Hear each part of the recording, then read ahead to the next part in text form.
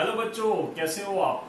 तो आज हम स्टार्ट करने वाले हैं electric field due to continuous charge distribution. भाई अब तक के जितने भी लेक्चर्स हुए बेटा, यहां तक हमने क्या देखा है, इलेक्ट्रिक फील्ड फाइंड करी है ना।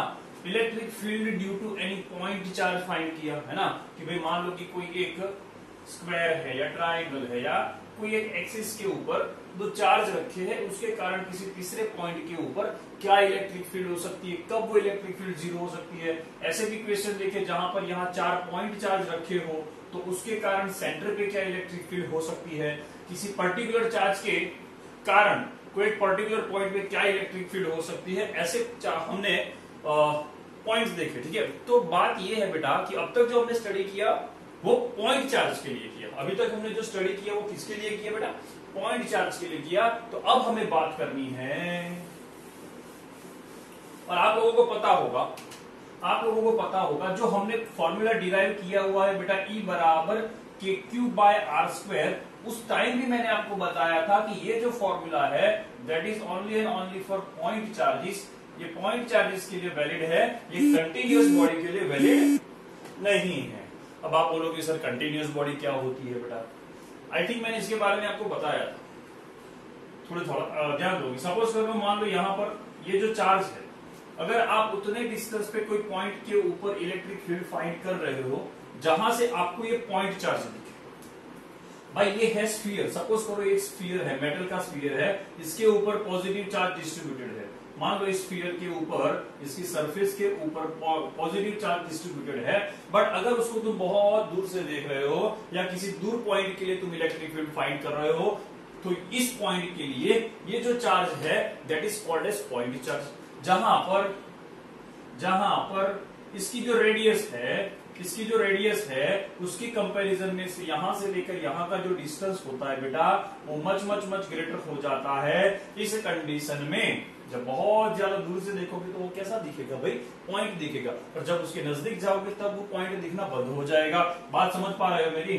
तो ये तो पॉइंट चार्ज के लिए बात करी थी, E बराबर के क्यू बाय आर स्क्वायर। तो हमें अब जो बात करनी है वो बात करनी है कंटिन्यूअस बॉडी के लिए। तो सर कंटिन्यूअस बॉडी में ये क्यों नहीं यूज कर सकते, इसके बारे में भी मैं आपको बताया था कि मान लो बेटा मेरे पास ये रॉड है, सपोज कर लो ये मेरे पास 1 डायमेंशनल रॉड है जिसके ऊपर ऐसे यूनिफॉर्मली चार्ज डिस्ट्रीब्यूशन है, ठीक है। अब मुझे यार इस पॉइंट के ऊपर इलेक्ट्रिक फील्ड फाइंड करनी है, सपोज कर लो, और इसके ऊपर टोटल चार्ज क्यू डिस्ट्रीब्यूशन है। मान लो कि इसके ऊपर टोटल चार्ज, चलो कैपिटल क्यू नाम दे देते हैं, कैपिटल क्यू डिस्ट्रीब्यूशन है इस पूरे रॉड के ऊपर। हर एक जगह पे चार्ज बिखरा हुआ है, यूनिफॉर्मली बिखरा हुआ है। अब मुझे यार इसके कारण, इस पूरे रॉड के कारण इस पॉइंट पे इलेक्ट्रिक फील्ड फाइंड करनी हो, और अगर मैं वही फॉर्मूला यूज करूं जो मैंने पॉइंट चार्ज के लिए किया था बेटा, तो मुझे ये बताओ कि मैं ये जो डिस्टेंस है वो कौन सा होगा। भाई चार्ज ये भी है तो यहां से लेकर ये डिस्टेंस कुछ हो जाएगा। भाई यहां भी तो चार्ज है यार, तो यहां से लेकर ये डिस्टेंस कुछ अलग हो जाएगा। अरे यार यहां तक चार्जेस है तो यहां से लेकर ऐसे बहुत सारे अलग अलग डिस्टेंस हो जाएगी। यार तुम कौन सा डिस्टेंस लोगे। तो इसलिए जो पॉइंट चार्ज का जो फॉर्मूला है बेटा, पॉइंट चार्ज के लिए इलेक्ट्रिक फील्ड का जो फॉर्मूला है वो हम कंटिन्यूअस चार्ज डिस्ट्रीब्यूशन में यूज नहीं कर सकते। ये कंटिन्यूअस बॉडी है और उसके ऊपर चार्ज हर एक जगह पे कंटिन्यूअस यूनिफॉर्मली डिस्ट्रीब्यूटेड है। तो ऐसी कंडीशन में ये फॉर्मूला कैसे लगा सकते हैं। अब कुछ बच्चे ऐसा सोचेंगे कि सर हम ऐसा करें कि इसका सेंटर पकड़ते हैं, उस सेंटर से लेकर यहां तक का डिस्टेंस फाइंड कर ले, काम बन जाएगा, है ना। कुछ बच्चे ऐसा भी सोच सकते हैं कि भाई इसका हम सेंटर पकड़ लेते हैं, उस सेंटर से लेके इस पॉइंट का डिस्टेंस ले लेते हैं तो हमें पूरे का इलेक्ट्रिक फील्ड मिल जाएगा। बेटा ये नहीं होगा। सर क्यों नहीं होगा। ये चीज तभी पॉसिबल है, सुनना, ये चीज तभी पॉसिबल है जो आप सोच रहे हो कि इस पूरे रॉड का सेंटर पकड़ू, वहां से इस पॉइंट तक का इलेक्ट्रिक फील्ड, उसका बीच का डिस्टेंस फाइंड कर लूं और उसी को आर के बदले में रख के मैं इलेक्ट्रिक फील्ड फाइंड कर लूं। ये तभी पॉसिबल है जब ई उस डिस्टेंस के साथ डायरेक्टली प्रपोर्शन में हो और उसका एक्सपोनेंट 1 हो, तभी ये चीज पॉसिबल है। तभी तुम ये फॉर्मूला यूज कर सकते थे, यहां से सीधा सेंटर पकड़ के यहां तक का कर ले सकते थे। इस कंडीशन में ये पॉसिबल नहीं है, क्योंकि यहां जो इलेक्ट्रिक फील्ड है बेटा वो डिस्टेंस के स्क्वायर के साथ इनवर्सली प्रोपोर्शन में है। कैसे है? डिस्टेंस के स्क्वायर के साथ इनवर्सली प्रोपोर्शन में है। तो इस केस के अंदर बेटा ये फॉर्मूला यूज नहीं कर सकते। आई कि नहीं बात समझ में? अगर ऐसा होता तो हम कर ले जाते, आएगा आगे कहीं तो देखेंगे, बट इस चैप्टर में तो एटलीस्ट नहीं आने वाला। ठीक है, तो बात ये है इस फॉर्मूला क्यों वैलिड, ये वैलिड क्यों नहीं है? एक तो ये पॉइंट चार्ज का फॉर्मूला है, यहां तो डिस्टेंस बार बार बदलता जा रहा है बेटा चार्ज के लिए। दूसरी बात कोई बोलेगा सर यहाँ सेंटर से इस सेंटर को, इस सेंटर से लेके यहाँ का डिस्टेंस ले लो, इसके बदले में आर के बदले में इसको रख दो। तो बेटा ये चीज भी पॉसिबल इस कंडीशन में नहीं होगी। ये तभी पॉसिबल होता अगर इलेक्ट्रिक फील्ड उस डिस्टेंस के डायरेक्टली प्रोपोर्शन में हो और उस डिस्टेंस के ऊपर एक्सपोनेंट 1 हो।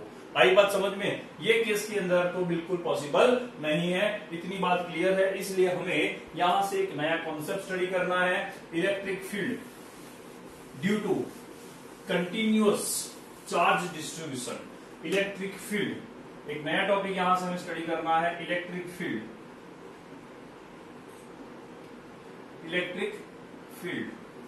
Due to continuous charge distribution. ठीक है सर, तो कैसे करेंगे? कंटिन्यूअस चार्ज डिस्ट्रीब्यूशन, तो इसको करेंगे कैसे सर?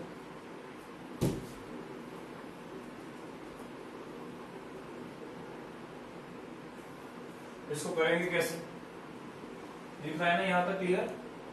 हाँ दिख रहा है। इसको करेंगे कैसे भाई? बेटा इसके लिए एक बहुत ही फेमस एक मेथड जो हम यूज करने वाले हैं वो इसके बाद आएगा, जो है हमारा गॉस लॉ। पढ़ाई होगा आप लोगों ने, अगर ये चैप्टर कंप्लीट किया हुआ है तो गॉस लॉ स्टडी करेंगे, जिससे हमें कोई ऐसी बॉडी जिसके ऊपर कंटिन्यूअसली चार्ज डिस्ट्रीब्यूटेड है, यूनिफॉर्मली चार्ज डिस्ट्रीब्यूटेड है, और गॉस लॉ से हम उसको उसके ऊपर रही हुई इलेक्ट्रिक फील्ड, उसके कारण जो इलेक्ट्रिक फील्ड रहेगी वो हम फाइंड कर सकते हैं। पर अभी हमें गॉस लॉ नहीं करना, अभी तो हम उसको और एक मेथड से समझेंगे, मैथमेटिकल इंटीग्रेशन। अरे रे, अब बायोलॉजी वाले बच्चे बोलेंगे सर ये तो हमारे लिए प्रॉब्लम वाली बात है, हमको सर सीधा सीधा गॉस लॉ भी बता दो ना, तो हमें इस झंझट से छुटकारा मिल जाए। तो बेटा बात ये है, अगर तुम मैथमेटिकल एक्सप्रेशन देखोगे तो ही तुमको गॉस लॉ का इंपॉर्टेंस समझ में आएगा। मतलब मैथमेटिकल इंटीग्रेशन से थोड़ा उसको टाइम लगता है, मतलब उसके अंदर थोड़ा कैलकुलेशन ज्यादा बन जाता है, तो हमें ये थोड़ा डिफिकल्ट लगता है। और जब हम गॉस लॉ स्टडी कर लेंगे तब हमें लगेगा ये तो बहुत ईजी है, तो तब जाके हमें गॉस लॉ का इंपॉर्टेंस समझेगा कि अरे यार ये तो बहुत इंपॉर्टेंट चीज है। तो सबसे पहले हम उसको स्टडी करने वाले हैं मैथमेटिकल इंटीग्रेशन के थ्रू। ठीक है, सबसे पहले हम स्टडी करने वाले हैं इसको मैथमेटिकल इंटीग्रेशन के थ्रू। ठीक है, ठीक है। अब ध्यान दो, मान लो कि मैंने कोई एक ऐसी बॉडी ले ली, इसके ऊपर हर एक जगह पे चार्ज डिस्ट्रीब्यूटेड, हर एक जगह पे इसके ऊपर चार्ज डिस्ट्रीब्यूटेड है, हर एक जगह पे इसके ऊपर चार्ज डिस्ट्रीब्यूटेड है। मान लिया ये टोटल चार्ज है, मान लिया वो मैंने क्यू है, मान लिया ये जो टोटल चार्ज है वो क्यू है। अब इस पूरे कंटिन्यूअस यूनिफॉर्म डिस्ट्रीब्यूशन के कारण अगर मुझे किसी एक पर्टिकुलर पॉइंट P पे, मान लो वो P पॉइंट इधर है, इस P पॉइंट पे अगर मुझे इलेक्ट्रिक फील्ड फाइंड करनी हो, क्या करूंगा? पॉइंट चार्ज वाला फॉर्मूला यूज नहीं होना, we are sure for that. Why? Because यहां से इसका डिस्टेंस अलग है, यहां से लास्ट चार्ज का डिस्टेंस अलग है, यहां से यहां का कोई चार्ज का डिस्टेंस अलग होगा, यहां से इसका कोई डिस्टेंस अलग होगा। इस कंडीशन में हम पॉइंट चार्ज वाला फॉर्मूला तो यूज नहीं करने वाले सर। क्या करेंगे? जाना तो उसी रास्ते है, पर कुछ ट्रिक बदलनी पड़ेगी। कैसे से? बेटा मान लो कि इस पूरे से डिस्ट्रीब्यूशन के अंदर में छोटा सा पोर्शन काट लो, बहुत छोटा सा, मतलब जिसको हम डीक्यू चार्ज बोल रहे। मान लिया जाए कि यहां जो चार्ज है वो क्या चार्ज है बेटा? DQ charge. हमने मान लिया इस छोटे से पोर्शन के अंदर इतना छोटा पोर्शन ले लिया, इतना छोटा पोर्शन ले लिया जिसके अंदर बहुत छोटा चार्ज का मैग्नीट्यूड है, और उसको मैंने नाम दे दिया डीक्यू। पहले इतनी बात की है। अब मुझे ये बताओ, ये जो डीक्यू चार्ज है बहुत छोटा है, अगर मैं इसको यहां से सिर्फ इतने पर्टिकुलर पॉइंट की अगर बात करूं तो क्या वो मेरे लिए पॉइंट चार्ज नहीं हो जाएगा? बिल्कुल हो जाएगा, हाँ या ना भाई। इस पॉइंट से अगर मैं इस पूरे बॉडी को देखता हूं तो वो मेरे लिए पॉइंट चार्ज नहीं बन रहा, पर अगर मैं यहां से ये पोर्शन को अगर मैं सिर्फ देख रहा हूं, अगर इसी को ऑब्जर्व कर रहा हूं, तो क्या मेरे लिए ये पॉइंट चार्ज बनेगा कि नहीं बनेगा, हाँ या ना? बनेगा, बिल्कुल बनेगा।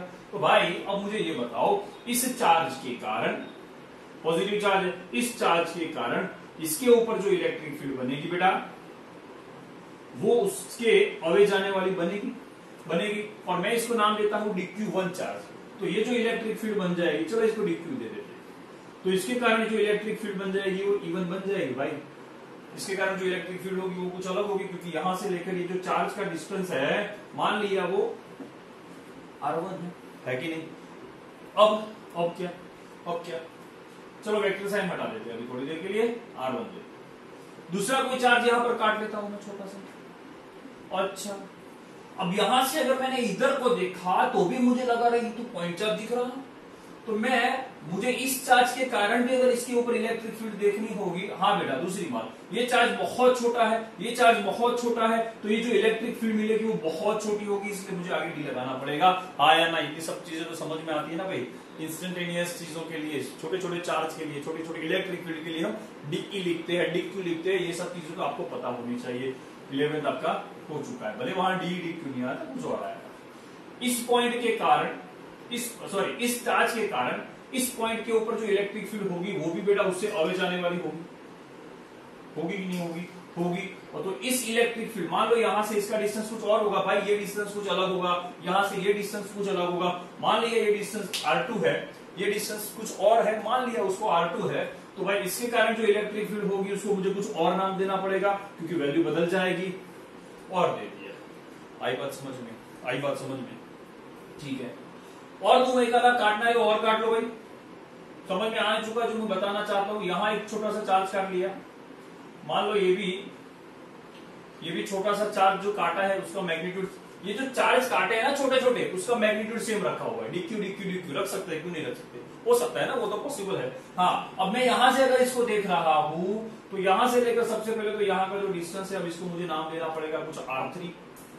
क्या डिस्टेंस देना पड़ेगा? R3। तो उसके कारण भी जो इलेक्ट्रिक फील्ड होगी वो अवे जाने वाली होगी। क्या मैं इसको नाम दे सकता हूं DE3? छोटे चार्ज के कारण छोटी इलेक्ट्रिक फील्ड मिलेगी, बहुत छोटी मिलेगी, इसको नाम दे दिया DE3। कोई तकलीफ? अब सुनो, क्या समझ में आ रहा है यहां से? तो मैं इस ऐसा पूरे बॉडी पे से जितने छोटे डीक्यू काट के इस पूरे बॉडी को कवर कर सकता हूं, यहां से लेकर इस पूरे बॉडी को कवर कर सकता हूं। ऐसे मैं छोटे डीक्यू चार्ज काटूं, तो क्या मैं ये चीज कर सकता हूं कि नहीं कर सकता? बिल्कुल कर सकता हूं सर। ओके, तो इस पूरे बॉडी के ऊपर अगर मुझे नेट इलेक्ट्रिक फील्ड फाइंड करनी होगी बेटा, तो हम क्या करेंगे पता?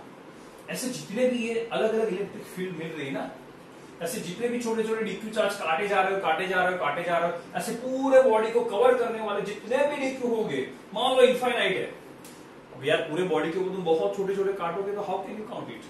मान लिया और इनफाइनाइट चार्जेस है, और उस सभी के सभी चार्जेस के कारण मैं अगर इलेक्ट्रिक फील्ड निकाल दूं और उनको अगर मैं जोड़ दूं, एक है DE1, मान लो दूसरा है DE2, तीसरा है DE3, ऐसे करते जितने भी पॉसिबल थे उतने मैंने काट लिए, जितने भी हैं मान लो ऐसे जितने भी, क्योंकि यार बहुत छोटे छोटे चार्ज काटोगे पूरे बड़ी बॉडी के ऊपर, तो तुम कैसे काउंट कर पाओगे? जैसे तुम एटम को नहीं कर सकते हैं, वैसे कर सकते हैं, पर मान लिया जाता है इनफाइनाइट जितने भी है सबको कवर अप कर लिया है ना। और अगर तुमको इनफाइनाइट नहीं निकला, लिख लिया मैंने n, जितने भी नंबर्स ऑफ छोटे छोटे से चार्जेस काटे जा सकते हैं, उन सबकी इलेक्ट्रिक फील्ड को अगर ऐड कर देंगे, तो क्या मुझे इस पूरे के कारण इसके ऊपर नेट इलेक्ट्रिक फील्ड मिलेगी। और ये जो सम करना है वो वेक्टर सम करना है बेटा। तो अगर किसी की डायरेक्शन ऐसी है, किसी की ऐसी है, तो वो एक दूसरे को कैंसिल आउट भी कर सकते हैं, तो वो अंदर वो एडजस्ट कर लेगा।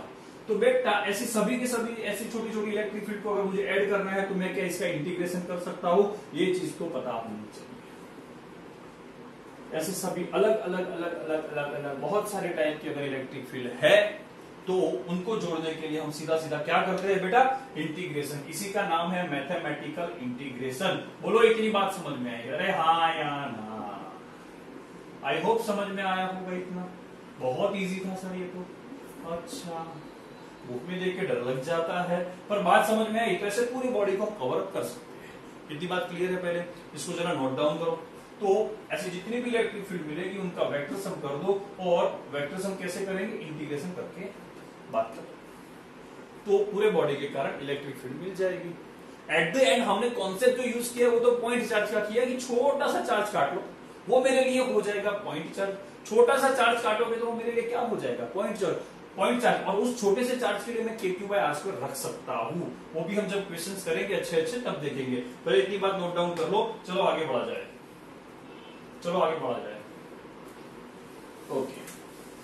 ओके, अब सुनो, आपकी टेक्स्ट बुक के अंदर भी दिया है, और कितने टाइप के डिस्ट्रीब्यूशन नॉर्मली हमें देखने हैं। मेनली 3 टाइप के कंटिन्यूअस डिस्ट्रीब्यूशन हमें देखने हैं। 3 टाइप के कंटिन्यूअस डिस्ट्रीब्यूशन हमें देखने हैं। उसमें सबसे पहला है लीनियर चार्ज डिस्ट्रीब्यूशन, सेकंड है surface charge distribution, and third one is volume charge distribution. Second वाले को एरिया चार्ज डिस्ट्रीब्यूशन भी कभी कभी बोल दिया जाता है। चलो ध्यान दो, टाइप ऑफ डिस्ट्रीब्यूशन। अब ये चीज अभी हम थोड़ी देर के लिए हटा देते हैं।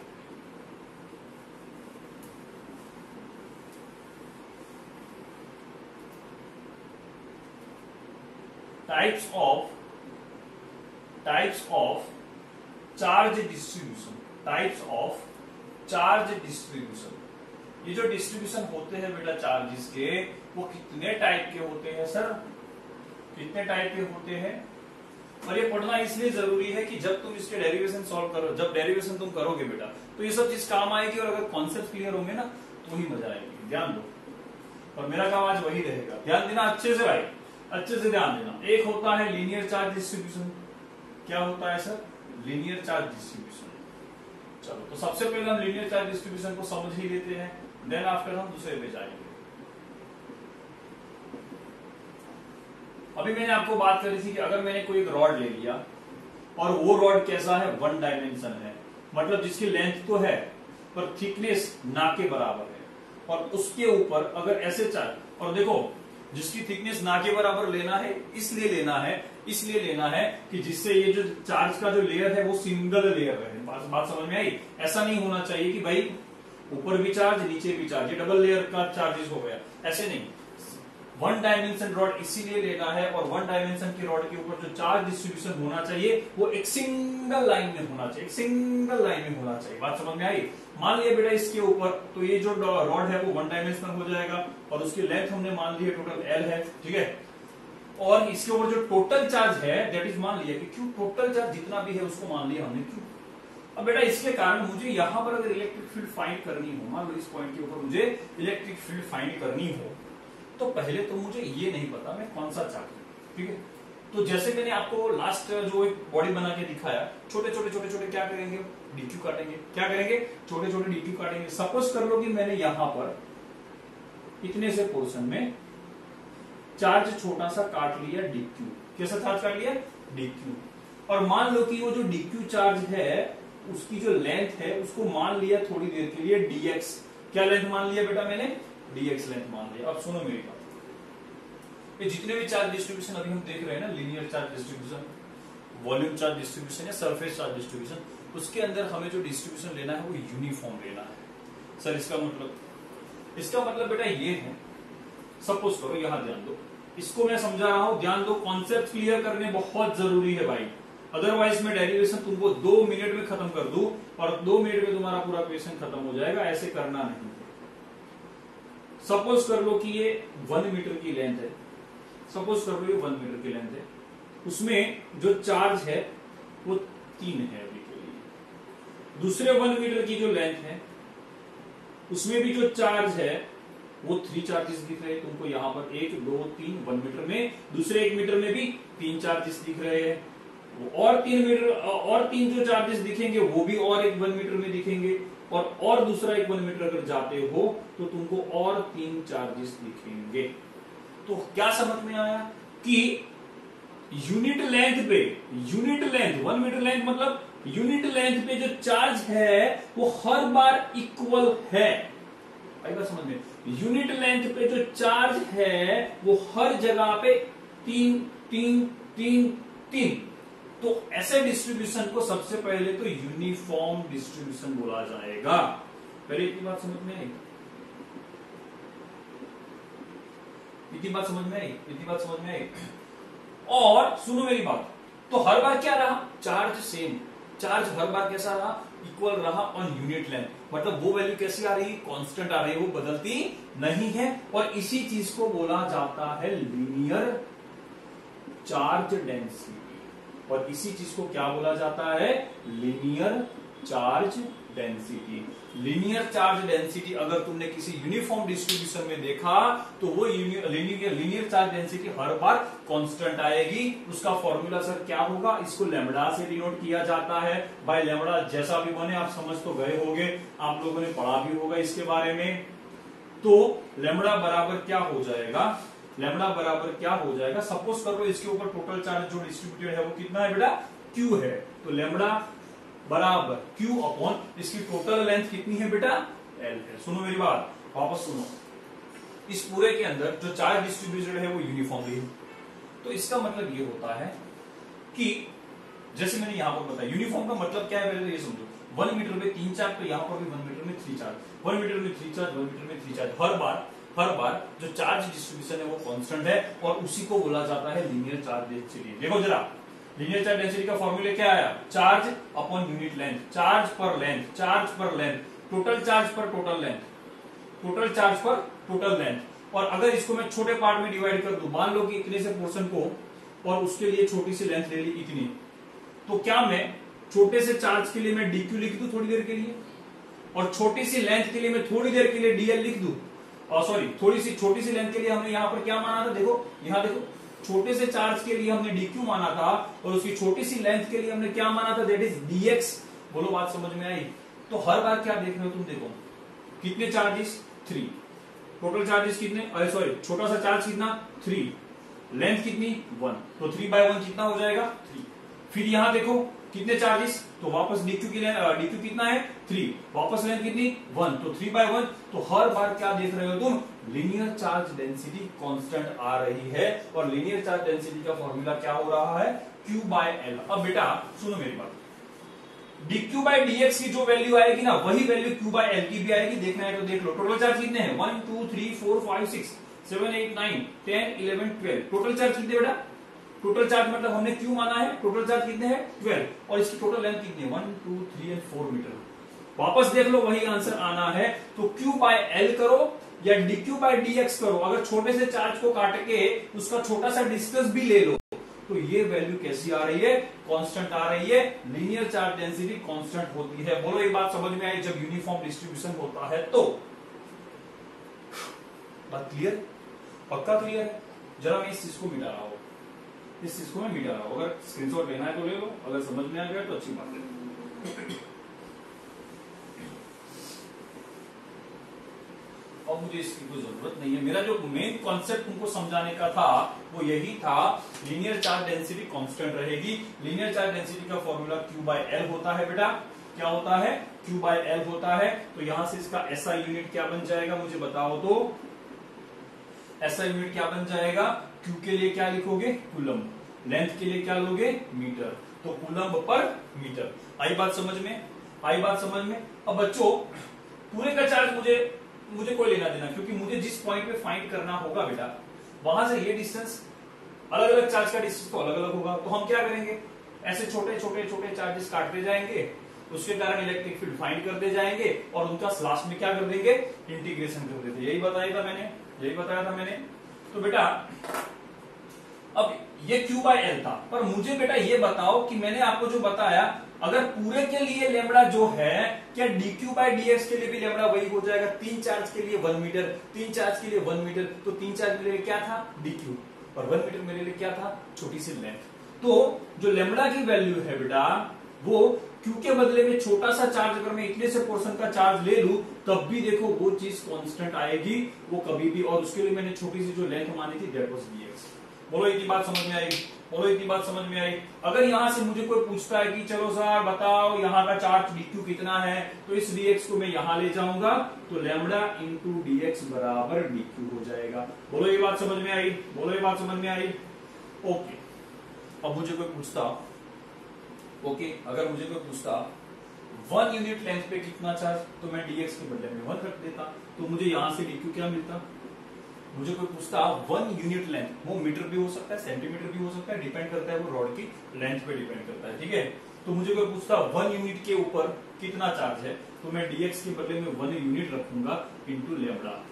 2 यूनिट पे कितना चार्ज है, वो सेंटीमीटर भी हो सकता है, मीटर भी हो सकता है, तो 2 लेमड़ा। 3 यूनिट चार्ज पे कितना 3 यूनिट लेंथ पे कितना चार्ज है, तो 3 लेमड़ा हो जाएगा। ऐसे करके हम टोटल dq फाइंड कर सकते हैं। बोलो इतनी बात समझ में आई? अगर आई है तो इसका स्क्रीनशॉट ले लो, हम आगे बढ़ते हैं। यहां से इसका स्क्रीनशॉट ले लो, हम आगे बढ़ते हैं। तो linear charge density in short में क्या होता है बेटा, समझ में आया? टोटल चार्ज पर टोटल लेंथ। अगर उसको total charge upon total length नहीं लेना है तो भी कोई प्रॉब्लम नहीं, छोटा चार्ज अपॉन छोटा लेंथ। क्यों सर? क्योंकि यार लैम्बडा कांस्टेंट है, तुम छोटा सा डिस्टेंस ले लो या पूरे रॉड का डिस्टेंस ले लो, वो बदलने वाली चीज नहीं है। आगे बढ़ा जाए, आगे बढ़ा जाए। समझ में आया बेटा ये कॉन्सेप्ट? बेटा ये बहुत इंपॉर्टेंट कॉन्सेप्ट है। जब तुम डेरिवेशन करोगे यार, तो ये लैम्बडा, सिग्मा, रो, ये सब कहां से लाए? बहुत बच्चों को तो पता ही नहीं होता, बस रटा मार दिया। ऐसे थोड़ी करना है। चलो सेकंड, सरफेस चार्ज डिस्ट्रीब्यूशन। अगर अब पहला तुमको अच्छे से समझ में आया ना बेटा, तो बाकियों में भी ज्यादा दिक्कत नहीं आएगी, ठीक है।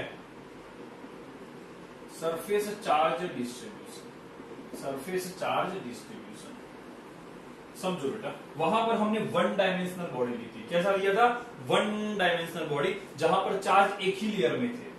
अब यहां पर मैं 1 डायमेंशन के बदले में 2 डायमेंशन बॉडी ले लेता हूं, जहां पर चार्ज सिर्फ एक ही लाइन में नहीं होंगे, अलग अलग लाइन में भी वो डिस्ट्रीब्यूटेड होंगे, ठीक है, ठीक है सर। तो उसके कारण मान लो कि इस पॉइंट के ऊपर मुझे इलेक्ट्रिक फील्ड फाइंड करनी है, तो यहां से इसका डिस्टेंस अलग है, ऊपर वालों का अलग है, ये तो डिस्टेंस अलग अलग है, जो चीज हम समझ चुके हैं। तो इसके लिए बेटा ये जब यूनिफॉर्म डिस्ट्रीब्यूशन में होगा, जब बेटा लेंथ वाले के अंदर, जब इसके अगले वाले में जब यूनिफॉर्म डिस्ट्रीब्यूशन था, तो हमने लीनियर चार्ज डिस्ट्रीब्यूशन लिखा था। बेटा ये सरफेस चार्ज डिस्ट्रीब्यूशन है, सॉरी, वहां पर हमने लीनियर चार्ज डेंसिटी लिखा था, तो यहां पर भी हम सरफेस चार्ज डेंसिटी लिखेंगे। क्या लिखेंगे बेटा? सरफेस चार्ज, क्या लिखेंगे हम? Surface charge density. और सरफेस चार्ज डेंसिटी के लिए जो डिनोशन है बेटा, दैट इज सिग्मा टाइप का, ऐसे, ठीक है। और उसकी जो वैल्यू है वो कितना हो जाएगा बेटा? उसके अंदर क्या होता था? लेमड़ा के लिए Q अपॉन L होता था, क्योंकि उसमें तो लेंथ ही थी, उसमें थिकनेस तो निग्लेक्ट कर दी थी। उसकी लेंथ, थिकनेस तो है ही नहीं उसके बराबर था, क्योंकि एक ही लाइन में चार्ज डिस्ट्रीब्यूटेड था, है कि नहीं? पर यहां पर क्या है? मान लो इसके ऊपर टोटल चार्ज Q है, वहां क्या था? लेमड़ा बराबर Q बाय L। क्यों? क्योंकि उसके अंदर तो लेंथ ही थी। तो यहां क्या हो जाएगा? सिग्मा के लिए टोटल चार्ज तो बेटा यहां पर भी Q है, पर बेटा यहां पर एक ही लाइन नहीं है, तो यहां हमें ना, हम लेंथ के वाइज उसके अंदर नहीं काट सकते। वहां हमने dx लेंथ काटी थी, याद करो, dx लेंथ काटी थी।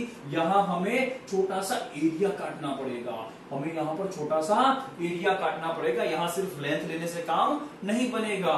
और उस छोटे से लेंथ, छोटे से एरिया को मैंने नाम दे दिया बेटा dA। और मान लो कि उसके अंदर जो चार्ज डिस्ट्रीब्यूशन है वो मान लिया हमने dq। तो हाँ, इतनी लोग बात क्लियर है कि हमें यहाँ पर एरिया लेना पड़ेगा, हम लेंथ तो ले नहीं सकते। अगर लेंथ लेंगे तो लेंथ ही कवर होगी भाई, हमें तो पूरा इस बॉडी को कवर करना है भाई। तो इसके लिए हमें लेना पड़ेगा एरिया, हमें लेना पड़ेगा एरिया। अब इतनी बात तो क्लियर हो ही चुकी है लास्ट टाइम के अंदर कि लीनियर चार्ज डेंसिटी कांस्टेंट होती थी, सिमिलरली सरफेस चार्ज डेंसिटी भी कैसी लेनी है? कांस्टेंट। तो अगर मैं Q अपॉन A लिख सकता हूं, तो छोटे चार्ज का dq अपॉन छोटे चार्ज का एरिया dA भी लिख सकता हूं, ये भी सही है। तो मुझे यहां से कोई पूछता है कि चार्ज कितना, तो मैं यहां से dq का फॉर्मूला क्या बनाऊंगा? Sigma into dA। अब मुझे कोई पूछे 1 मीटर स्क्वायर में कितना चार्ज, तो हम क्या करेंगे? dq बराबर dA के बदले में 1 मीटर स्क्वायर रख देंगे, 1 metre square into sigma, sigma हो जाएगा। कोई मुझे पूछता है सर 2 मीटर स्क्वायर में कितना चार्ज, तो एरिया, छोटे से एरिया को 2 मीटर स्क्वायर रखेंगे तो 2 इंटू सिग्मा। वैसे ही 3 मीटर स्क्वायर पे कितना चार्ज, तो हम लिखेंगे सर 3 सिग्मा। वैसे ही छोटू सा एरिया अगर डीए है, अगर छोटू सा एरिया अगर डीए है तो उसमें कितना चार्ज बेटा, डीए इंटू सिग्मा। अरे 1 मीटर स्क्वायर में 1 सिग्मा, 2 मीटर स्क्वायर में 2 सिग्मा, 3 मीटर स्क्वायर में 3 सिग्मा चार्ज, तो डीए मीटर स्क्वायर में कितना चार्ज, डीए सिग्मा। बोलो इतनी बात क्लियर है? नोट डाउन कर लो। इसका यूनिट क्या बनेगा बेटा, यहां से मुझे बता दो। ये है चार्ज दैट इज कूलम, यहां area that is metre square. आई बात समझ में? आई बात समझ में? चलो इसको नोट डाउन करो फटाफट फटाफट। दिख रहा है ना लास्ट तक? यस। चलो इसको नोट डाउन कर लो, आगे बढ़ा जाए। ठीक है,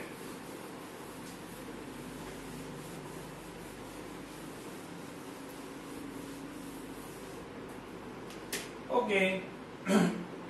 अब दूसरे के बाद तीसरा, वॉल्यूम चार्ज डेंसिटी, मतलब volume charge distribution, volume charge distribution. तो अब तो यहां से तुमको समझ में आ गया होगा कि हम यहाँ पर 3D वाले की बात करने वाले हैं भाई। लीनियर के लिए 1 dimensional body, surface charge density के अंदर 2 डायमेंशनल बॉडी, डिस्ट्रीब्यूशन के अंदर 2 डायमेंशन बॉडी, और वॉल्यूम चार्ज डिस्ट्रीब्यूशन में 3 डायमेंशन। 3 डायमेंशन मतलब मान लो हमारे पास एक स्फीयर है, एक गोला है, एक गोला है, उस गोले के ऊपर, इस गोले के ऊपर हर एक जगह पे चार्ज डिस्ट्रीब्यूटेड है, हर एक जगह पे चार्ज डिस्ट्रीब्यूटेड है।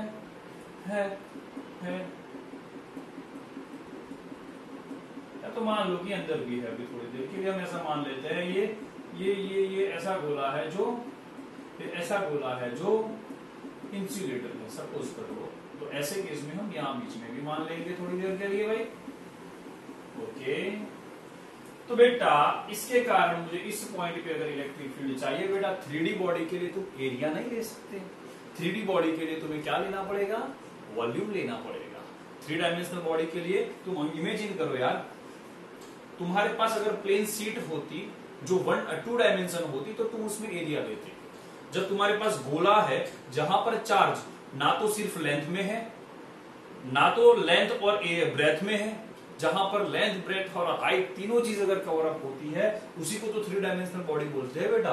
तो ऐसी बॉडी के लिए हम जो वॉल्यूम चार्ज डेंसिटी बताएंगे बेटा, जो वॉल्यूम चार्ज डेंसिटी बताएंगे हम, उसके लिए हम सिंबल यूज करते हैं रो, इसके जैसा, ठीक है। और इसके ऊपर भी मान लो टोटल चार्ज जो डिस्ट्रीब्यूटेड है वो तो क्यूब है। मान लो टोटल चार्ज कितना हमने डाल दिया यहाँ पर, क्यूब। पर यहां पर हम क्या लेंगे, लीनियर के लिए एल, सरफेस के लिए एरिया, तो वॉल्यूम के लिए वी।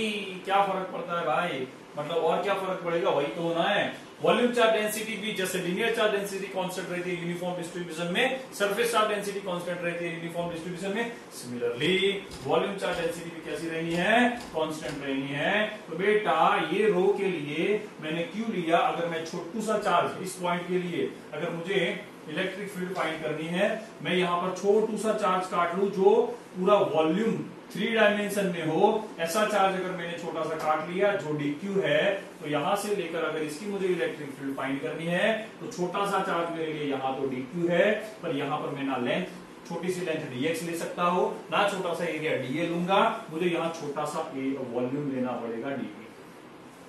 आई बात समझ में? अब कोई बच्चा आगे पूछता है सर चार्ज, छोटे से चार्ज में ये छोटा सा चार्ज की वैल्यू क्या है, तो मैं तुमको पूछूंगा मुझे बताओ यहाँ का वॉल्यूम क्या है, तो वहां से मैं आपको जो dq है वो यहाँ dv मल्टीप्लाई में तो रो dv हो जाएगा। अब मैं अगर कोई बच्चा आगे मुझे पूछा सर चार्ज कितना है ये छोटा dq में, मैं तुमको पूछूंगा भाई वॉल्यूम कितना है वहां पर।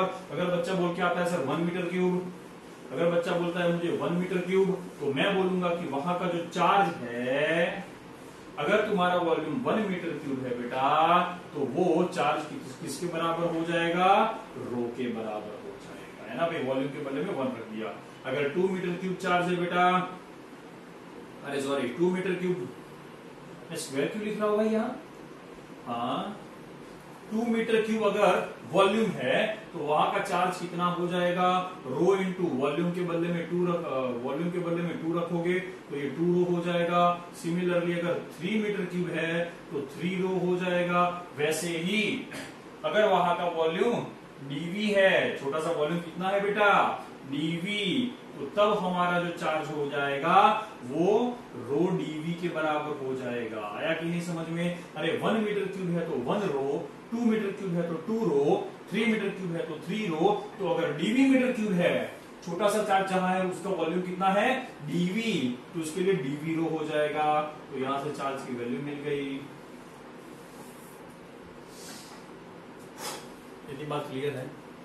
हमने 3 टाइप के डिस्ट्रीब्यूशन देखे, कैसे कैसे, वॉल्यूम चार्ज डिस्ट्रीब्यूशन, उसके पहले सरफेस चार्ज डिस्ट्रीब्यूशन और linear charge distribution. Linear charge density constant रहती है, चाहे तुम पूरे चार्ज और पूरे लेंथ की बात करो या छोटे से चार्ज के छोटे लेंथ की बात करो। सरफेस चार्ज डेंसिटी कांस्टेंट रहती है, चाहे तुम पूरे चार्ज और पूरे एरिया की बात करो या छोटे से चार्ज और उसके छोटे से एरिया की बात करो। वॉल्यूम चार्ज डेंसिटी कांस्टेंट रहती है, चाहे तुम पूरे चार्ज और पूरे वॉल्यूम की बात करो या छोटे चार्ज और छोटे वॉल्यूम की बात करो। आई होप इतना क्लियर हो चुका है।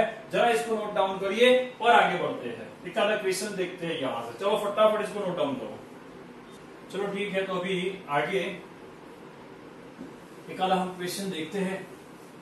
इतनी बात आई होप कि सबको समझ में आ गई है। और इसका जब हम यूज करेंगे कि भाई कहां कहां इसका यूज हो रहा है, ये चार्ज डिस्ट्रीब्यूशन तो हमने समझा, और जब इसका हम रियल में जब एक आधा क्वेश्चंस करेंगे, हम एक आधा न्यूमेरिकल करेंगे और जब इसका एप्लीकेशन देखेंगे एक्चुअल में, तब आपको और ज्यादा क्लियर होगा। ऐसा ही हमें क्वेश्चन यहाँ पर आज करने होगा। ठीक है, ठीक है, चलिए फिर बेटा मान लो कि इक्वेशन में आपको देता हो कि भाई एक 1 डायमेंशनल वही रॉड है, वापस 1 डायमेंशनल रॉड है एक, जिसके ऊपर टोटल चार्ज मान लो Q है, जिसकी टोटल लेंथ मान लो कि L है।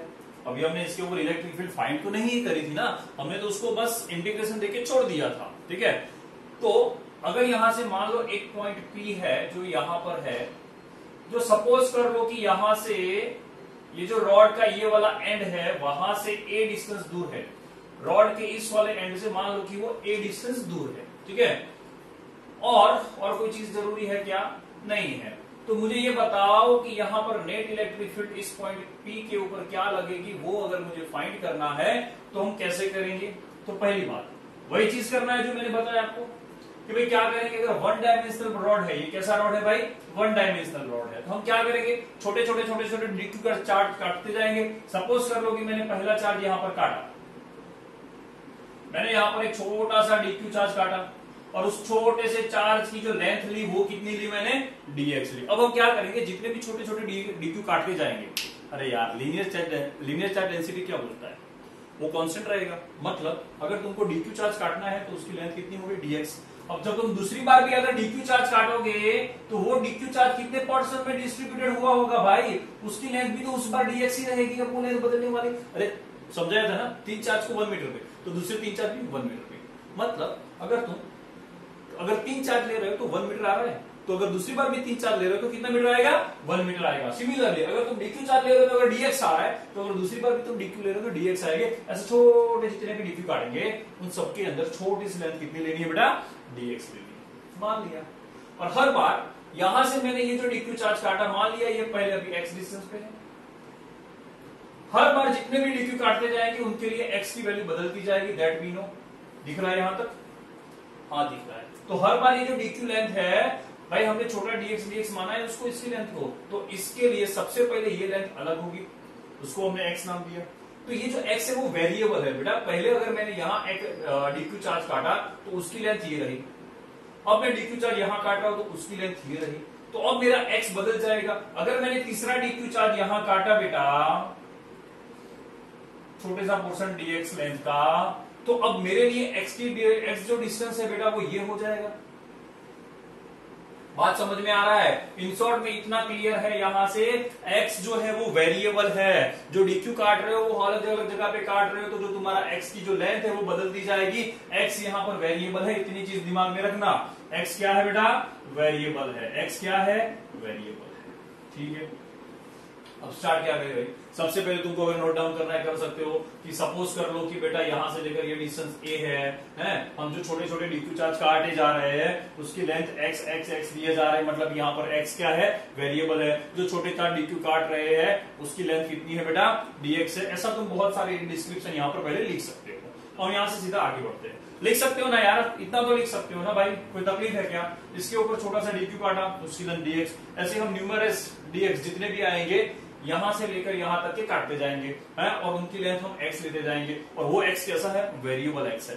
x की वैल्यू बदल रही है। मान लो ये 1 मीटर है, उसके बाद ये 1.5 मीटर, 1.8 मीटर, तो हर बार x की जो वैल्यू है वो कैसी है? वेरिएबल। तो आप इतना डिस्क्रिप्शन तो मेरे ख्याल से लिख सकते हो। ठीक है, अब मुझे ये बताओ, ये जो छोटा सा dq चार्ज काटा है उसके कारण इस पॉइंट पे इलेक्ट्रिक फील्ड अवे जाने वाली होगी, तो उसकी इलेक्ट्रिक फील्ड ऐसी होगी। अब मुझे ये बताओ, छोटा सा चार्ज dq है, उसकी लेंथ dx है, छोटा सा चार्ज dq उसकी लेंथ dx, छोटा सा चार्ज dq उसकी लेंथ dx, मतलब हर बार चार्ज का मैग्नीट्यूड और उसकी लेंथ सेम है।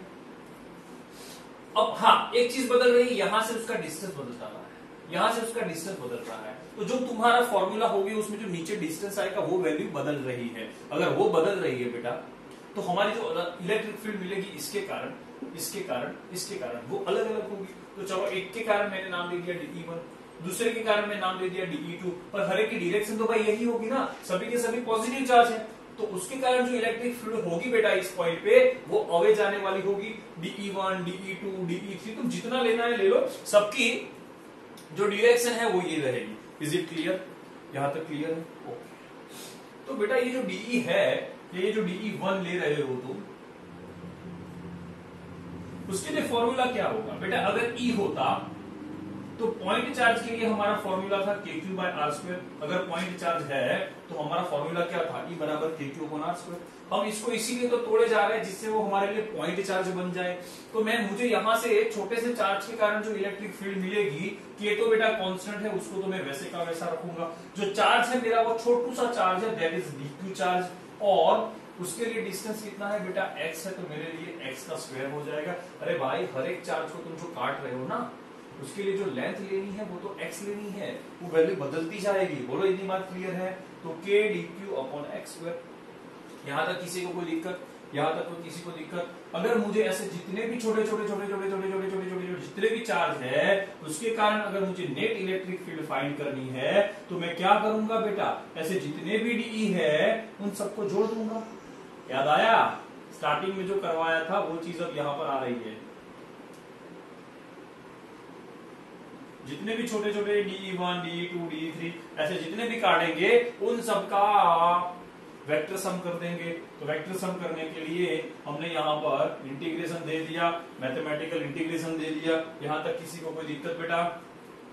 अब ध्यान दो, dE, ये dE1 ले लो, dE2 ले लो, सबके लिए बेटा ये k dQ कॉमन है, k dQ वैसे का वैसा, अपॉन नीचे क्या है बेटा? x² है। हर बार dQ जहां जहां पर भी है भाई वो x वेरिएबल है, पर है तो x की लेंथ लेने का ना।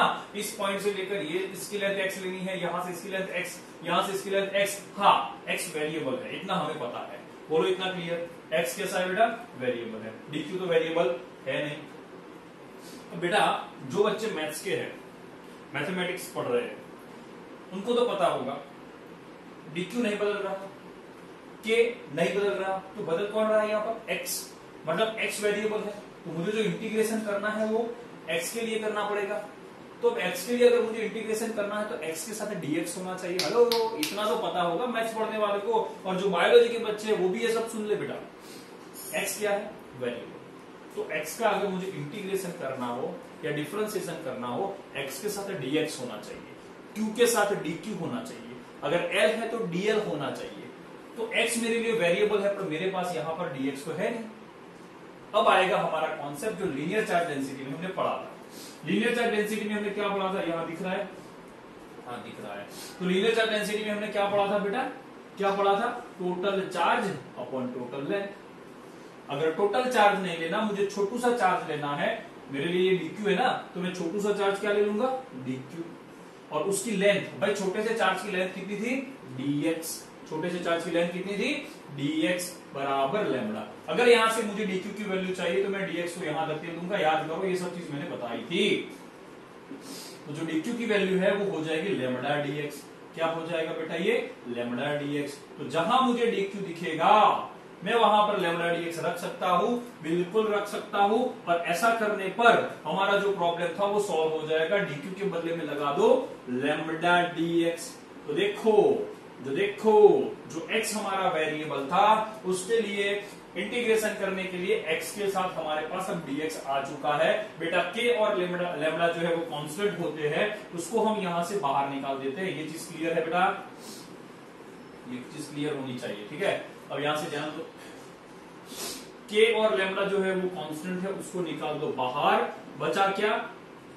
नीचे x स्क्वायर, ऊपर कुछ नहीं है, तो 1 अपॉन एक्स स्क्वायर, ऊपर कुछ नहीं मतलब dx है, लेकिन इसको हम थोड़ी देर के लिए साइड में लिखते हैं। ऐसे मैथमेटिक्स को लिखा जाता है।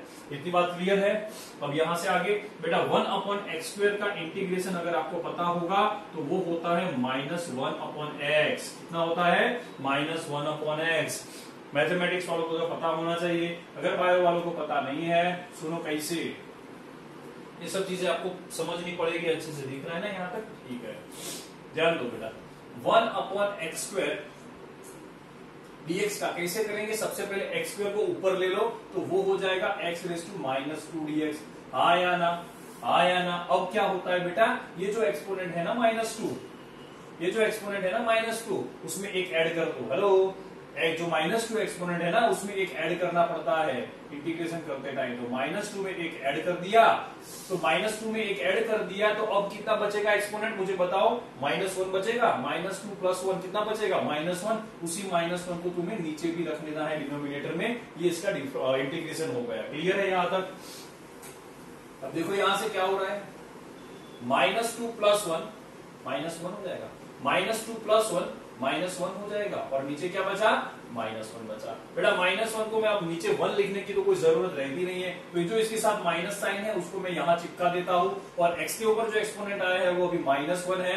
अगर मुझे उस एक्सपोनेंट को प्लस करना है तो उस x को मैं लेके आ जाऊंगा नीचे। तो ये हो गया मेरा integration of 1 upon x square का। समझ रहा है? क्लियर है? चलो आगे बढ़ते हैं। के लैम्बडा -1 अपॉन एक्स। बेटा अब यहां पर आपको इंटीग्रेशन में पता होगा कि हमें उसको लिमिट्स देनी रहेगी। लिमिट्स कहां से कहां देंगे? सुनो, चार्ज स्टार्ट कहां से हो रहा है?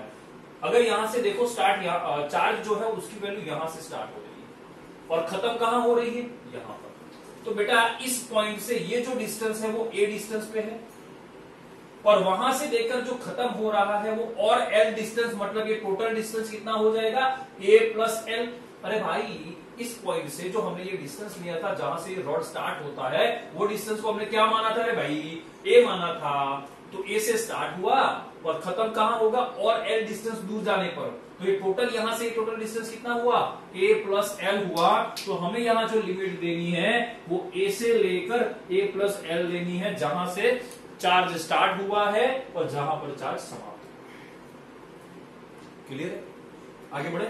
बड़े बड़े बड़े बड़े कि ना बड़े? सुनो यहां से, सुनो। के लैम्बडा, मुझे लगता है इस चीज को थोड़ा मिटाना भी पड़ेगा, तभी जाकर हम बाकी का ऐड कर पाएंगे। क्या करेंगे भाई? Upper limit minus lower limit. तो सबसे पहले जो नीचे x है बेटा, सबसे पहले यह जो नीचे x है उसके बदले में रख दो a + l। x के बदले में एक बार क्या रख दो भाई? अपर लिमिट रख दो। बीच में क्या करते हैं बेटा? एक माइनस साइन करते हैं, और ऑलरेडी यहां पर एक माइनस साइन है, तो ये क्या हो जाएगा? +1 अपॉन x के बदले में अब दूसरी बार क्या रखोगे तुम? a रखोगे। Is it clear up to here? Is it clear up to here? और बढ़ा जाए आगे। सुनो, दिख रहा है ना ये सब भाई? हाँ, तो के लैम्बडा इस a को धकेलो ऊपर। अब क्या होगा यहां से समझते हो ना? इन दोनों का एलसीएम वही हो जाएगा a + l। ये a गया इधर तो -a प्लस ये गया इधर तो a + l। यहां तक किसी को कोई दिक्कत नहीं होनी चाहिए। जरा इसको नोट डाउन करो, मैं इसको जरा थोड़ा मिटाता हूं। जरा इसको नोट डाउन कीजिएगा फटाफट से, जरा इसको नोट डाउन कीजिएगा, इस पूरे को नोट डाउन कर दीजिएगा, पॉज करके नोट डाउन कर दीजिए। चलो बढ़ते हैं आगे। तो ये जो मेरी वैल्यू मिली है इसको रखता हूं, बाकी सब चीज को अभी के लिए, और एक फिगर को रखता हूं, बाकी सब चीजों को अभी थोड़ी देर के लिए हटा दूंगा।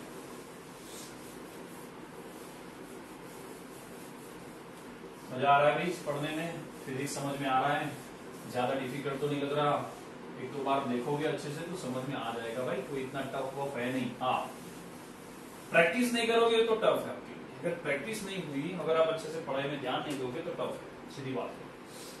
ये जो चीज आई है जरा इसको देखो, माइनस ए प्लस ए कट जाएगा, माइनस ए प्लस ए क्या हो जाएगा, कट जाएगा, तो यहां से क्या बचता है जरा देखो, ई नेट बराबर, ये जो हम फाइंड कर रहे हैं वो सबसे पहले ई नेट तो है, क्या बचा, माइनस ए प्लस ए गया, के लैम्बडा, यहां साथ में क्या है, एल है, नीचे ए और ए प्लस एल, नीचे क्या बचा, ए प्लस एल। अब थोड़ा इसको थोड़ा और सिंप्लीफाई करते हैं, जरा ध्यान दो कैसे करेंगे सर।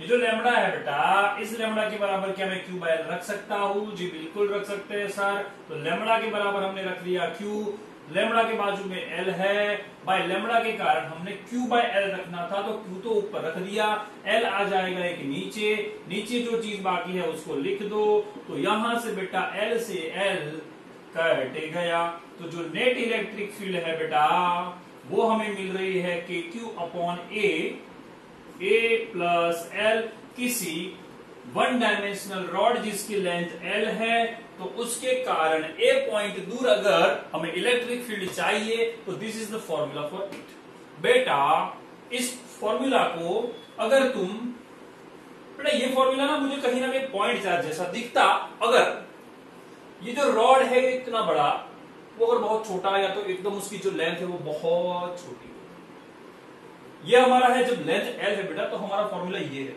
सुन लो, जब इस रॉड की लेंथ एल है यही हमारा फॉर्मूला है।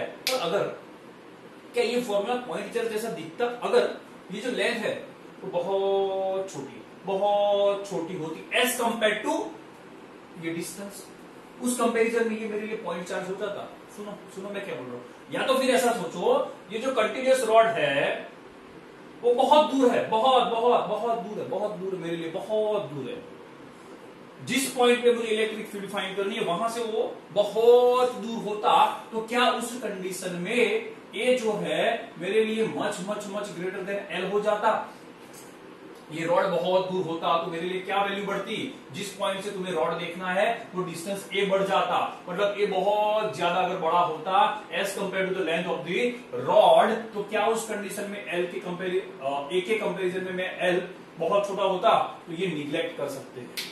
ऐसी कंडीशन में हम एल क्या कर सकते, निग्लेक्ट कर सकते। तो देखो अगर मैं एल को यहां निग्लेक्ट कर दूं तो क्या मिल रहा है, जरा ध्यान दो, एल को क्या कर रहा हूं, निग्लेक्ट, मतलब उसको लिखता ही नहीं हूं, प्लस एल जो है उस वाले को टर्म को निकाल देता हूं, तो के क्यू बाय ए स्क्वायर मिलता, जो पॉइंट चार्ज का जो फॉर्मूला था उसी को तो रिसेंबल कर रहा है।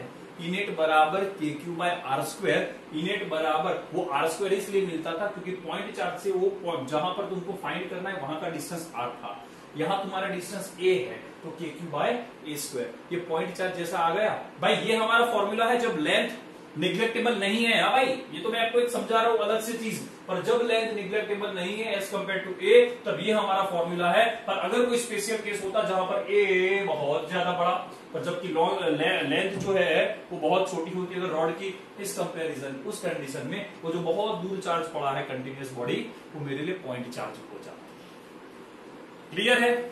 तो आई होप इतनी बात आपको समझ में आई होगी। इसका जरा नोट कर लीजिए इसको पॉज करके, और मिलते हैं और एक लेक्चर के अंदर जिसके अंदर मैं इसके जितने भी पॉसिबल कुछ क्वेश्चंस होंगे और भी इसको कवर अप करूंगा जो अच्छे एग्जाम्स के अंदर पूछे गए होंगे। आई होप यहां तक समझ में आया। चलो पढ़ते रहिए, तब तक